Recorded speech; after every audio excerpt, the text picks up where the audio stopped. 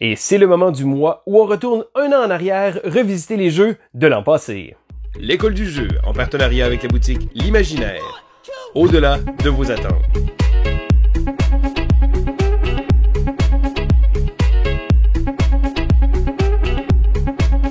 Bonjour et bienvenue à l'école du jeu. Mon nom est Sylvain et on se retrouve pour ce segment Throwback des jeux de novembre 2020. Alors, novembre 2020, non, ce n'est pas une erreur, c'est le but du segment. Je retourne un an en arrière, revisiter les jeux que j'ai achetés l'an dernier et je vous donne mon avis un an après. Parce que vous le savez, lorsqu'on reçoit des nouveaux jeux, souvent la lune de miel est là, on aime ça jouer, on les aime beaucoup, mais qu'en est-il avec un peu de recul? Donc, c'est le moment du mois que j'adore d'ailleurs, un peu comme la chronique Quoi de neuf, c'est des moments que j'adore de pouvoir vous parler d'un paquet de jeux en rafale. Et parlant de rafale, l'an dernier, j'ai acquis beaucoup de jeux, ça veut dire que j'ai probablement beaucoup de jeux à vous parler également. Je vais commencer immédiatement avec les jeux qui ont quitté ma collection. Encore une fois, je vous explique un peu les raisons pourquoi, parce que contrairement à ce que beaucoup de monde peuvent penser, lorsqu'un jeu quitte ma collection, c'est pas parce qu'un jeu est mauvais nécessairement. Bon, des fois ça arrive, mais habituellement, simplement que je fais une rotation, donc j'ai tendance à essayer de me départir un peu plus des jeux, même des jeux que j'aime, parce que, bon, que voulez-vous, avec la chaîne, on a un gros roulement de jeux, et ben, c'est mon plaisir également de pouvoir en essayer un paquet de nouveaux. Donc, je commence immédiatement ma chronique Throwback avec le jeu Lumens, donc version anglaise qui s'appelle Glocks. Alors, Lumens est un jeu très abstrait. La boîte, lorsqu'on la voit, on fait pas sûr. Donc, c'est un jeu abstrait où on va avoir un plateau, on va avoir une gestion de dés qui va se faire, où on va déplacer sur un tableau qu'on va avoir. C'est un jeu que j'ai vraiment bien aimé et la raison pour laquelle je me l'ai départi, c'est que lorsque j'ai joué avec des amis, j'ai un ami à moi qui l'a vraiment aimé, il dit hey, wow, c'est le fun, c'est vraiment mon genre de jeu. Ben parfait, excellent, ça tenterait-tu de l'avoir? Donc, je dirais que Lumens, il va plaire aux gens qui aiment, bon, oui, bien sûr, les jeux abstraits. C'est des jeux qui vont demander une espèce de petit côté mathématique parce qu'avec nos dés, on va devoir déplacer nos petits jetons sur le plateau de jeu et là, advenant la valeur du dé, c'est la valeur qu'on va se déplacer. Donc, ça fait en sorte que ça amène vraiment un jeu très intéressant. Encore une fois, un jeu très difficile à expliquer comme ça, sans avoir de support visuel pour vous le montrer. Ça reste un jeu qui ne faut pas s'arrêter à sa boîte, qui est vraiment, vraiment affreuse. Sa présentation visuelle qui laisse vraiment désirer. Se cache en arrière de ça, un jeu très, très intéressant. Je continue avec le jeu qui s'appelle Diceborn Heroes. Alors, Diceborn Heroes est un jeu qui était sur Kickstarter il y a déjà quelques temps. Le jeu a eu des petites misères, ça a pris du temps avec le projet réussisse à aboutir et finalement, les gens ont eu leur copie. Et le pire, c'est que j'avais passé proche de le backer. J'avais reculé à la dernière minute. Finalement, il y avait un groupe qui s'était formé. Il y avait des gens il y avait une personne qui avait une copie supplémentaire. Parfait. Pourquoi pas? Diceborn Heroes est un jeu qui avait vraiment beaucoup de potentiel. Un petit look très très Final Fantasy, très très RPG.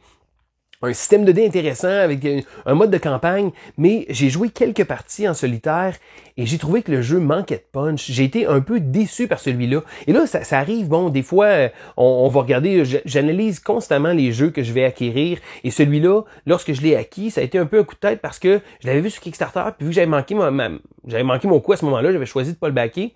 Je me suis dit, tiens, je vais vraiment lui donner une chance. Donc, j'ai vraiment pris un guess, je dirais, et malheureusement, malgré le fait que le thème est intéressant, j'ai trouvé que le jeu tombait un peu à plat. C'est dommage parce que c'est un jeu qui avait énormément de potentiel, mais après quelques parties, je trouvais que ça levait pas vraiment, puis il y avait d'autres jeux qui étaient plus intéressants que celui-là à jouer, donc j'ai choisi de passer mon chemin.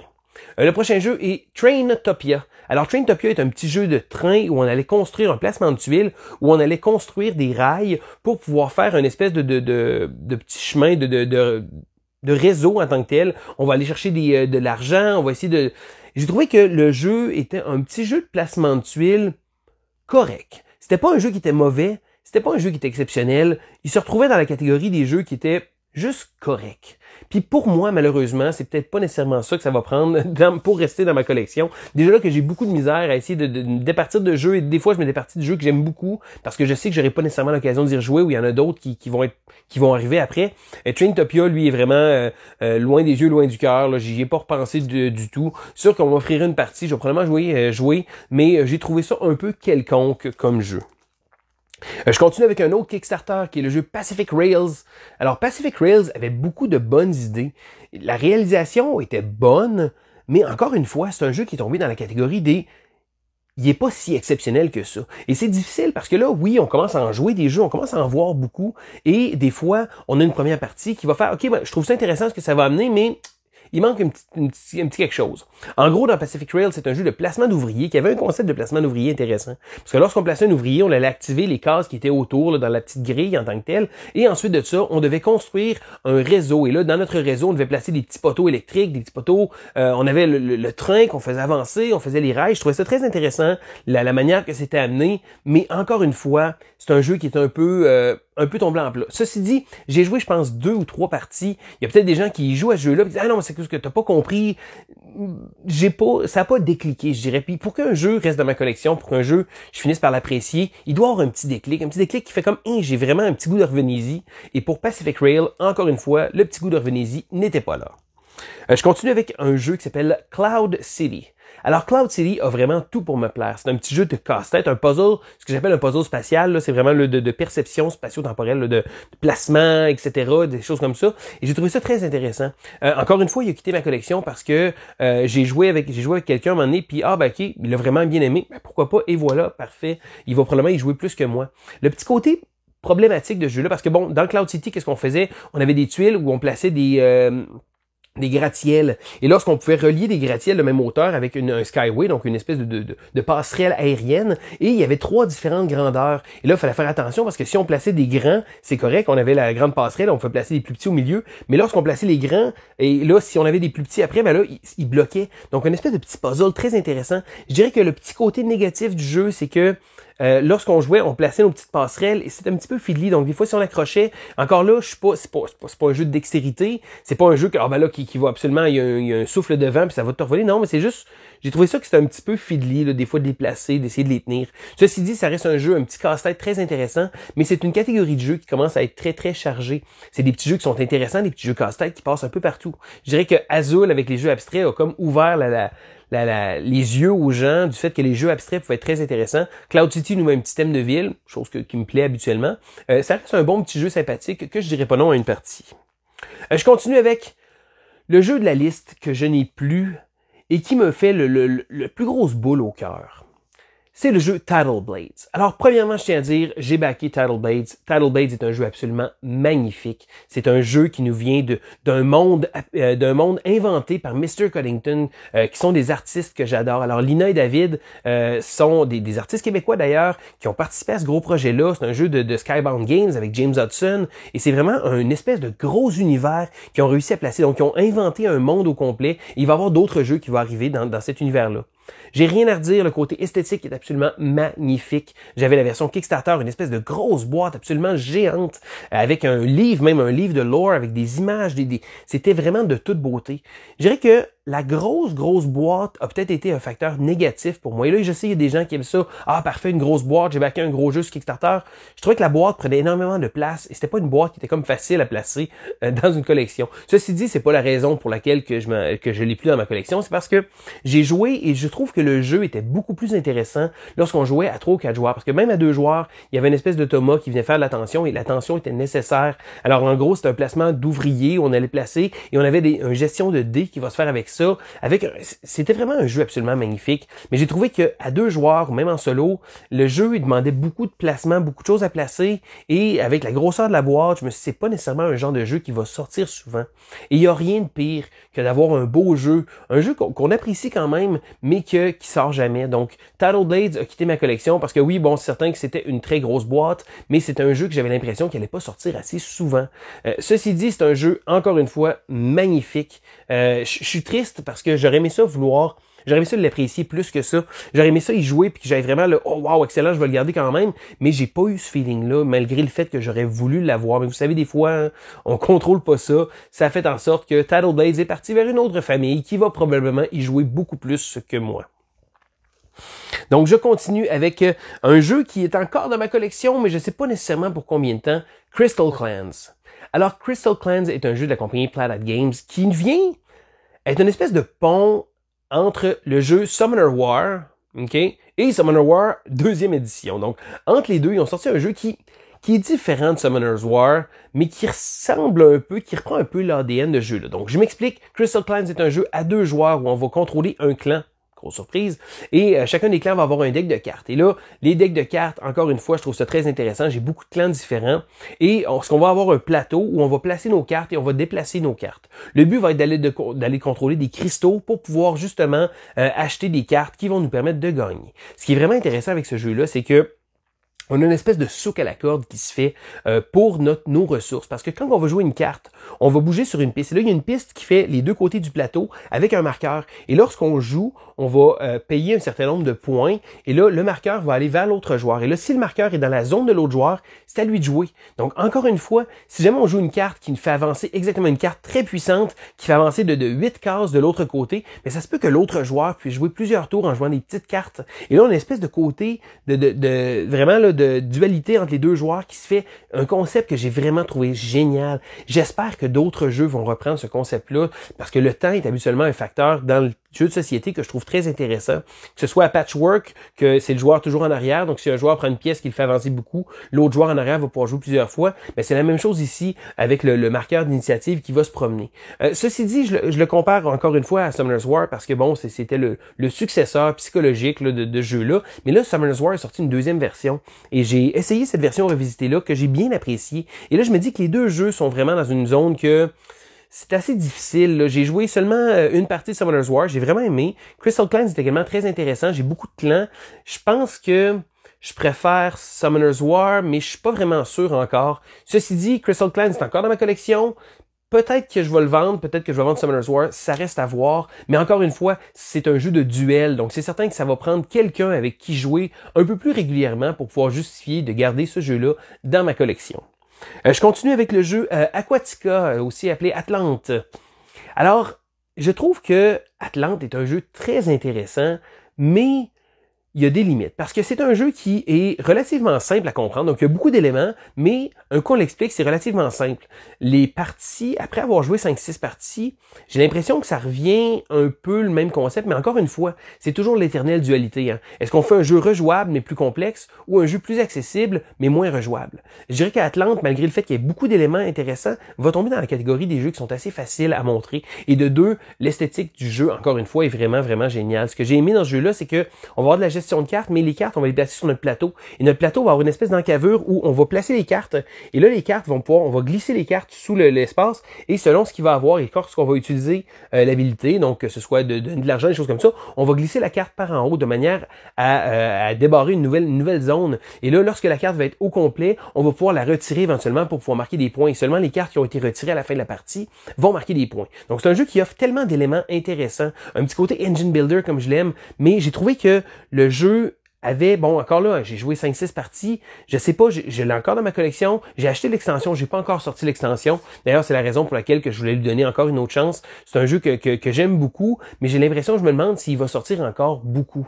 Comme je dis, c'est un jeu que j'ai vraiment trouvé intéressant, l'idée des cartes qui sont glissées en dessous est vraiment un côté unique, j'ai pas vu ça dans d'autres jeux, donc j'ai trouvé que juste pour ça, ce jeu-là méritait que je lui lève mon chapeau, mais il reste que je sais pas encore s'il va rester dans ma collection bien longtemps. Je continue, le prochain jeu que je veux vous parler est le jeu Valley of the Kings. Alors, Valley of the Kings est un jeu, et là, c'est la version premium que j'ai, qui vient dans une grosse boîte. Bon, à l'origine, c'est un petit jeu dans une petite boîte. Ils ont décidé de faire une version un peu de luxe, avec des grandes cartes de format tarot, une grosse boîte qui laisse place aux extensions. Mais à la base, c'est un deck builder. Ce qui est intéressant avec ce jeu-là, c'est qu'il y a énormément de variétés qui se fait, parce qu'à l'origine, comme je dis, c'est 3 jeux qui sont mélangés, et on peut faire un paquet de permutations de cartes. Ce que j'ai trouvé intéressant avec ce jeu-là, c'est que c'est un deck builder où il y a énormément d'interactions avec l'autre joueur, mais aussi avec le deck de l'autre joueur. Parce que, contrairement à beaucoup de deck builders, on fabrique notre petit deck tranquille, dans Valley of the King, on va être amené à donner des cartes à l'adversaire, donc vraiment d'embourber son deck avec des cartes moins intéressantes. Et ce qui est vraiment génial dans ce jeu-là, c'est que on va marquer les points seulement des cartes qu'on a mis en tombe. Et là, on va avoir des cartes, on va pouvoir les jouer pour leurs effets très intéressants, avec un concept de rivière avec une pyramide que j'ai trouvé très intéressant. Mais une fois par tour, ou encore avec des habilités spéciales, on va pouvoir placer des cartes dans notre tombe. Et à la fin de la partie, c'est seulement les cartes qui sont dans notre tombe qui vont marquer des points avec un principe de collection d'ensemble. Donc, selon les types de cartes qu'on va avoir, on va marquer des points. Donc, on va pouvoir choisir peut-être de se concentrer sur les livres, de se concentrer sur les amulettes, ou encore de prendre des cartes qui ont des points uniques, donc des cartes uniques qui vont nous donner des points.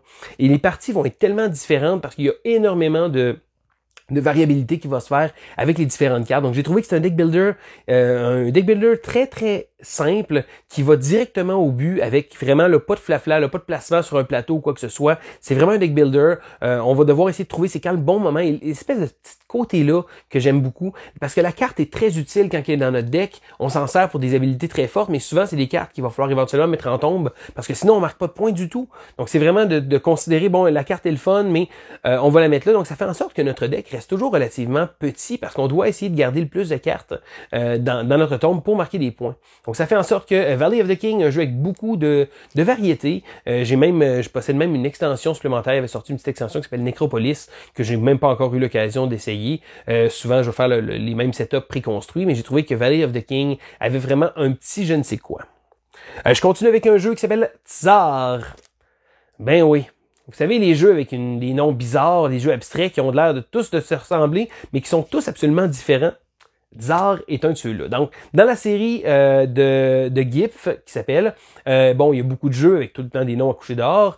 Pour ma part, Tsar fait partie de mon top 3. Alors, mes 3 favoris sont Yinch, Devon et Tsar. Même si Tsar, au départ, j'étais pas trop sûr. La première partie que j'avais joué avec mon ami Mathieu, ça avait été un échec un peu cuisant de ma part. Mais je pense que en rejoignant ce jeu-là, j'ai vraiment trouvé. Et je pense que pour avoir essayé tous les jeux de la série GIF, c'est vraiment dans mon top 3 de ceux-là. Donc, c'est un jeu abstrait. Donc, c'est certain que c'est difficile à vous expliquer.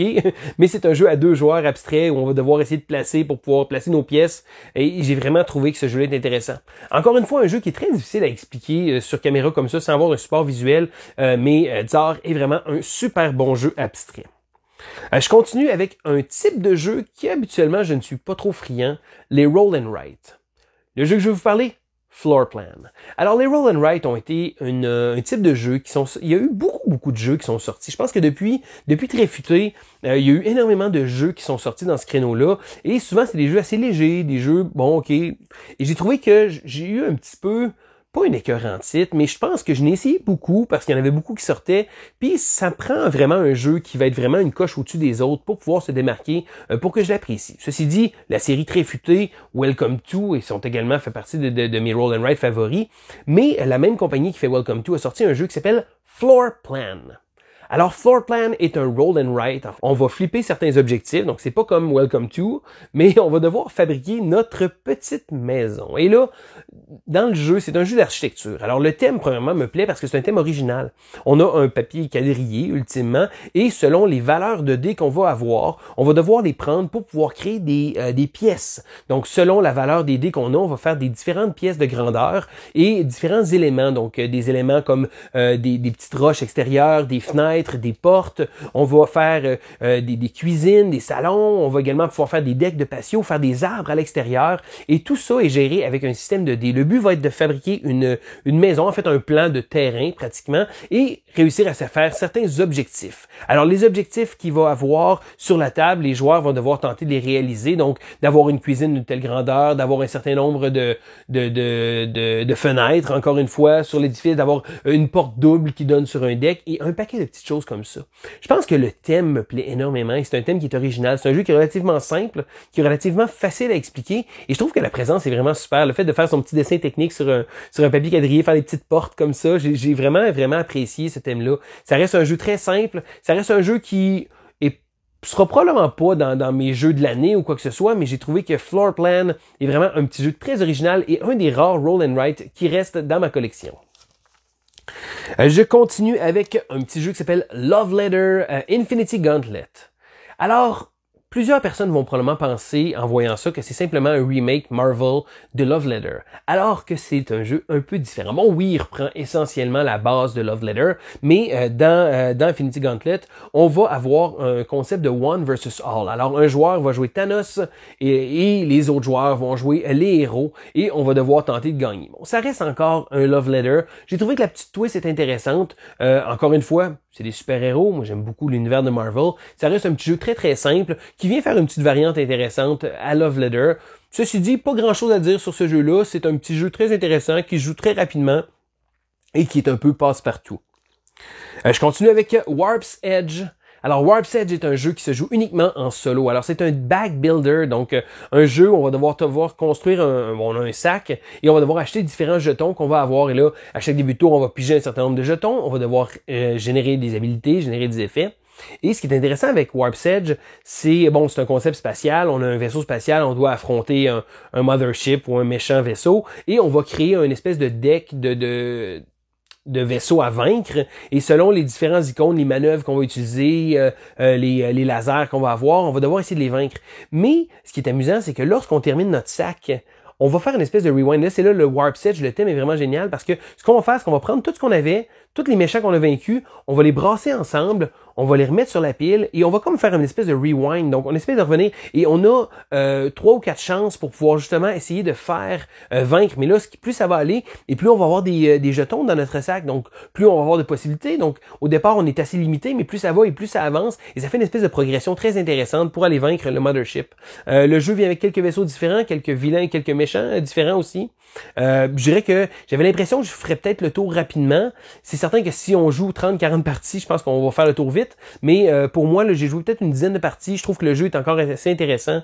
Un beau backbuilder. Et je trouve que le matériel est vraiment super parce que quand on ouvre la boîte, on a un petit tray, donc un petit insert où on va pouvoir placer les jetons et ça fait en sorte que la mise en place est vraiment super. Et pour moi, un jeu solo, la mise en place, lorsqu'elle est justement un peu plus rapide avec ce genre de choses-là, je trouve que c'est vraiment super parce que c'est quelque chose des fois qui me tanne un peu, des fois des gros jeux solo, sortir ça après une journée, bon ok, j'ai pas une table dédiée de jeux, donc certains des jeux qui sortent rapidement, qui sont intéressants à jouer, qui offrent un excellent challenge, Warp's Edge est vraiment un super jeu en solo.